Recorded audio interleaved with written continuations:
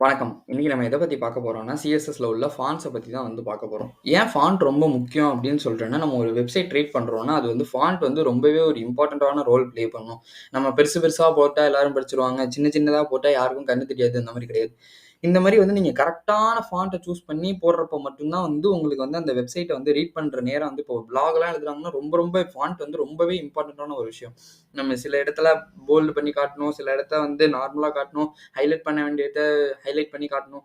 இந்த மாரி பண்றப்ப வந்து ஃபாண்ட் ரொம்பவே இம்பார்ட்டன்ட்டான ரோல் ப்ளே பண்ணும். நீங்க அந்த கலரு, டெக்ஸ்ட்டு, சைஸ் எல்லாமே தான் நான் சொல்றேன்.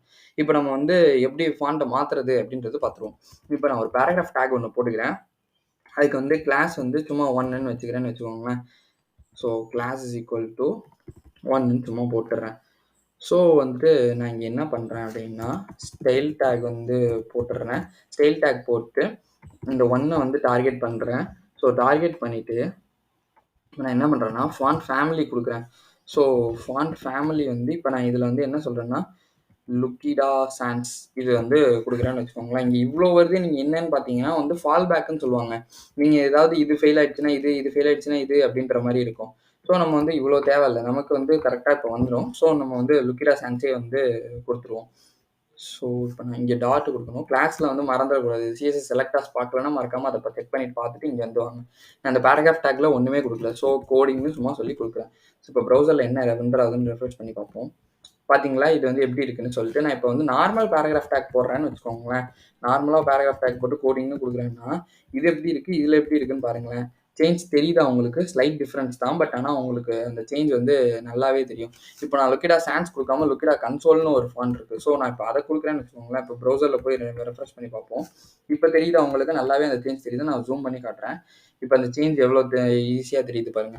இதே மாரி நம்ம வந்து இந்த ஃபாண்ட் தான், நீ இதெல்லாம் எங்கேருந்து எடுக்கிற? இந்த ஃபாண்ட்லாம் எனக்கு தெரியவே தெரியாது. எனக்கு தெரிஞ்சதெல்லாம் டைம்ஸ் நியூ ரோமனு, சான்ஸ் இதுதான் தெரியும் அப்படின்னு பார்த்தீங்கன்னா, கூகுள் ஃபாண்ட்ஸ் நீங்க யூஸ் பண்ணலாம். நெறைய எக்கச்சக்கமா 1000க்கு மேல இருக்கு கூகுள் ஃபாண்ட்ஸ். ஸோ நீங்க வந்து அத செக் பண்ணி பார்க்கலாம். இப்போ கூகுள் ஃபாண்ட்ஸ் வச்சு உங்களுக்கு ஒரு வீடியோ வேணும்னா மறக்காம கமெண்ட் பண்ணுங்க. நான் டெடிகேட்டடா அதுக்குன்னு ஒரு வீடியோ போடுறேன். Okay right.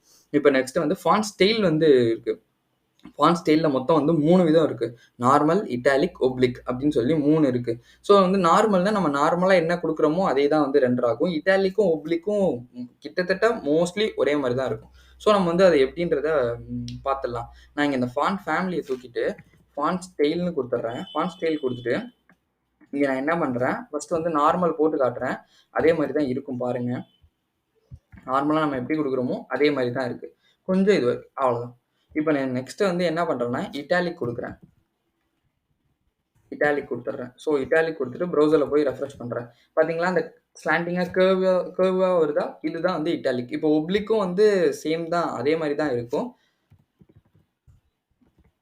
இப்ப நீங்க ப்ரௌசர்ல போய் இப்ப ரெஃப்ரெஷ் பண்ணி பார்த்தோம்னா, இங்க பார்த்தீங்களா ஒரே மாரி தான் இருக்கும். கொஞ்சம் ஸ்லைட் சேஞ்சஸ் தான் இருக்கும். ஸோ நம்ம ஒப்ளிக் இருக்கிறப்ப வந்து இட்டாலிக் ஏன் யூஸ் பண்றோம் அப்படின்றது வந்து தனியா ஒரு டாபிக் அது.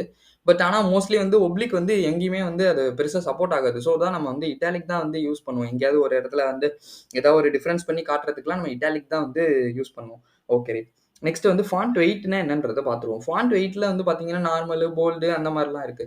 ஸோ இப்ப நீங்க வந்து ஒரு போல்டு டேக் ஒண்ணு இப்ப நீங்க ஒரு இடத்துல வந்து இந்த பேராகிராஃப் டேக் வந்து போல்ட் பண்ணணும்னு நினைக்கிறீங்கன்னு வச்சுக்கோங்களேன். நம்ம இதுல வந்து HTMLல வந்து இந்த பி டேக் போட்டா போல்ட் ஆயிடும். ஸோ நான் இங்க என்ன குடுக்குறேனோ, அது வந்து ப்ரௌசர்ல போய் ரெஃப்ரெஷ் பண்ணி பார்த்துருவோம். நான் இதுக்குள்ள என்ன குடுக்குறேனோ, அது வந்து போல்ட் ஆயி தெரியும். இப்ப நான் இதே மாரி வந்து இப்ப நான் போல்ட் டேக் இருக்கிறப்போ, நம்ம ஏன் வந்து ஃபாண்ட் வெயிட்ல வந்து போல்டுன்னு குடுக்கணும்? நம்ம இதே எல்லா இடத்துலயும் யூஸ் பண்ணிட்டு போயிடலாமே அப்படின்னு பார்த்தீங்கன்னா, இப்ப இந்த ஒரு இடத்துக்கு ஓகே. இப்ப இந்த ஒரு பேராகிராஃப் டேக் இந்த கோடிங்க வந்து இது பண்ணணும் அப்படின்னு நினைச்சீங்கன்னா, போல்ட் பண்ணணும்னு நினைச்சீங்கன்னா, இங்க இதுக்குள்ள நீங்க பி போட்டுக்கலாம். இப்ப அடுத்தது இந்த H1 வந்து போல்ட் பண்ணணும். வேற எங்கேயாவது திருப்பி நான் ஒரு பேராகிராஃப் டேக் குடுக்குறேன். அதுக்கு போல்ட் பண்ணணும் அப்படின்னு பார்த்தீங்கன்னா, அங்க தான் வந்து சிஎஸ்எஸ் ரொம்பவே ஒரு இதுவா வருது. நான் சொன்னேன்ல, நீங்க வந்து இந்த கிளாஸ் செலக்டர், ஐடி செலக்டர் இந்த செலக்டர்ஸ் ரொம்ப இம்பார்ட்டன்ட். நம்ம இந்த மாரி செலக்ட் பண்ணி போடுறப்போ வந்து டக்குன்னு அதோடது இப்போ ஒரே இடத்துல ஒரு ஸ்டைல் எழுதுனா போதும். அந்த கிளாஸ் நேம மட்டும் நீங்க அங்க போட்டுக்கிட்டா போதும். தனித்தனியா அது பாட்டுக்கு வந்துகிட்டே இருக்கும். ஓகே. இத ரிமூவ் பண்ணிட்டு நம்ம இப்ப என்ன பண்றோம் அப்டின்னா, இப்ப வந்து ஃபாண்ட் வெயிட் வந்து போட்டுருவோம். இந்த இதுக்கு வந்து பேராகிராஃப் டேக்க்கு அதே ஸ்டைலே 1 இருக்கட்டும். ஸோ நான் வந்துட்டு வெயிட்ன்னு குடுக்குறேன். ஃபாண்ட் வெயிட் குடுத்துடுறேன். ஃபாண்ட் வெயிட் குடுத்துட்டு போல்டு குடுக்குறேன். ஸோ இப்போ போய் ப்ரௌசர்ல என்ன ரெண்டர் ஆகுதுன்றத ரெஃப்ரெஷ் பண்ணி பார்ப்போம்.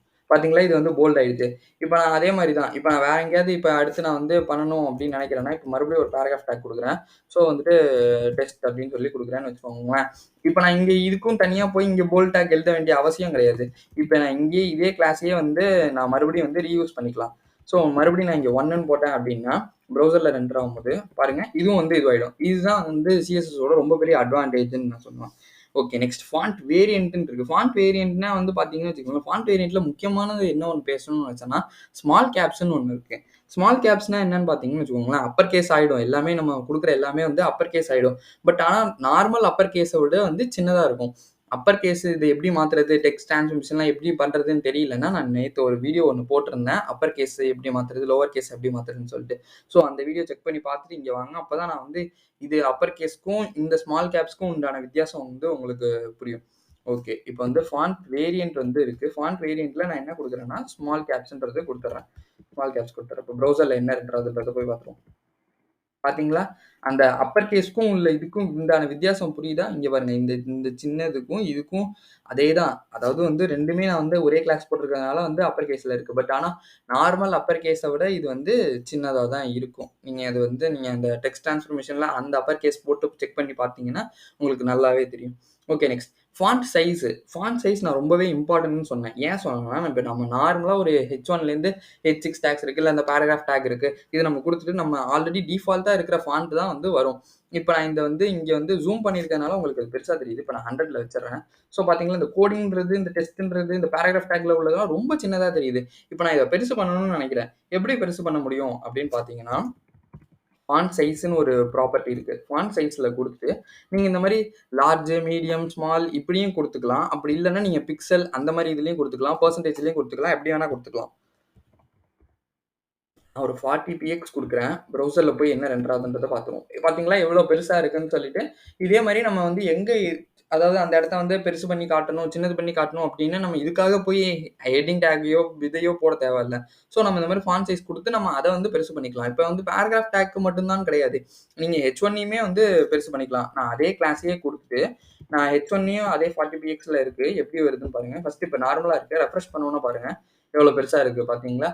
ஸோ இதுதான் வந்து ஃபாண்ட்ட பத்தின வீடியோ. இந்த வீடியோல ஏதாவது உங்களுக்கு டவுட் இருந்தா கமெண்ட் பண்ணுங்க. ஏதாச்சும் வேணும்னாலும் டெடிகேட்டடா ஏதாவது வீடியோ வேணும்னாலும் கமெண்ட் பண்ணுங்க. நான் உங்களுக்கு கண்டிப்பா அத பண்றேன். இந்த வீடியோ புடிச்சிருந்தா லைக் பண்ணுங்க, ஷேர் பண்ணுங்க, சப்ஸ்கிரைப் பண்ண மறந்துறாதீங்க. தேங்க் யூ ஃபார் வாட்சிங் திஸ் வீடியோ.